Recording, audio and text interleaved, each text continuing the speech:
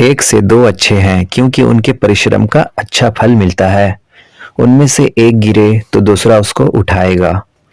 यहोवा परमेश्वर ने कहा, आदम का अकेला रहना अच्छा नहीं, मैं उसके लिए एक ऐसा सहायक बनाऊंगा जो उससे मेल खाए। मैं जीवन भर यहोवा की स्तुति करता रहूंगा। जब तक मैं बना रहूंगा तब तक मैं अपने परमेश्वर का भजन गाता रहूंगा।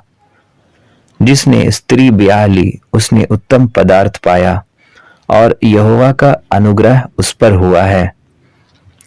सो वे अब दो नहीं परंतु एक तन है। इसलिए जिसे परमेश्वर ने जोड़ा है उसे मनुष्य अलग ना करें।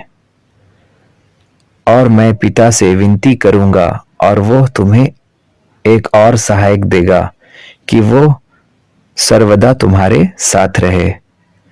इसलिए पहले तुम उसके राज्य और धर्म की खोज करो, तो ये सब वस्तुएं भी तुम्हें मिल जाएगी।